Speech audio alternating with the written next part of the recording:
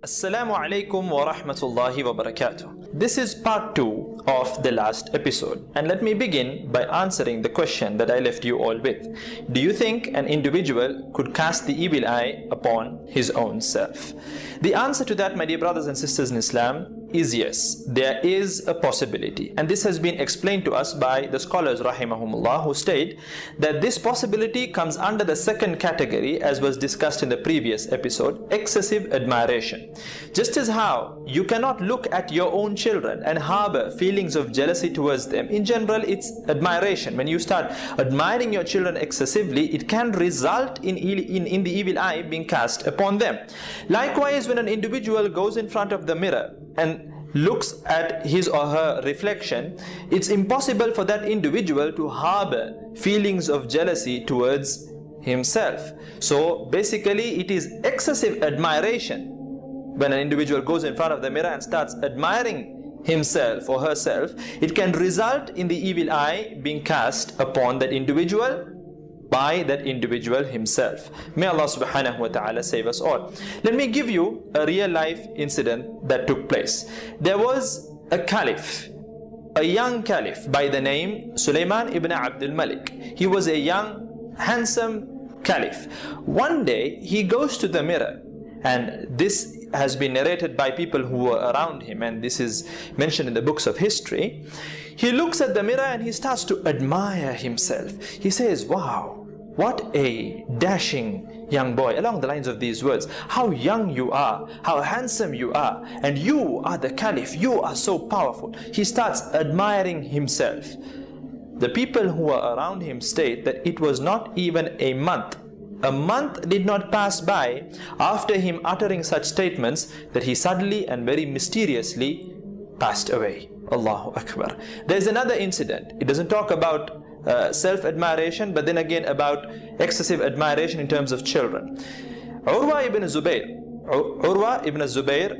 rahimahullah, once he dresses up his child, his young boy, he dresses him up very well, and he takes him, the young child, he takes him to the house of the caliph at that time, who was Walid ibn Abdul Malik. He takes him to his house, and the minute the caliph saw the boy, he admires the boy and he says, beautiful clothes you're wearing, you have, dressed the child so beautifully, you're wearing such beautiful clothes. And afterwards, a few minutes pass by, and they all go to the stables to have a look at the horses. The child was by one particular horse, when suddenly, for no reason at all, there was this horse which reared up all of a sudden, kicking the boy, resulting in that boy's neck snapping into two and the boy falling dead on the spot. Allahu Akbar. So scholars explain that these two incidents may have occurred due to the evil eye, due to excessive admiration. May Allah subhanahu wa ta'ala save us all. From this we understand that we should not go in front of the mirror and start admiring ourselves excessively. The sisters should not go in front of the mirror, make dark faces and think, look at how hot I am, or look at how sexy I am. Nor should we males go in front of the mirror, start flexing our muscles and think, wow, I'm just so sizzling hot.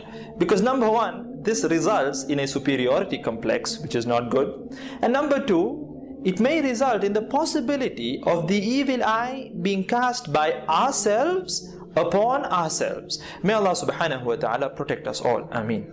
Now let me mention an action item or two in the form of a dua that can be read to protect ourselves from the evil eye of others. Number one, أعوذ بكلمات الله التامات من شر ما خلق. Let me repeat.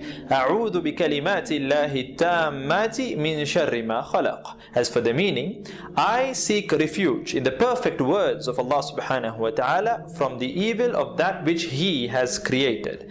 Number two, أعوذ بكلمات الله التامة من غضبه وعقابه ومن شر عباده ومن همزات الشياطين وأن يحضرون. Let me repeat.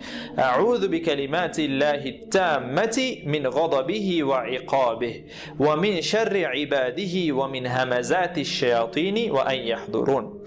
As for the meaning, I seek refuge in the perfect words of Allah subhanahu wa ta'ala.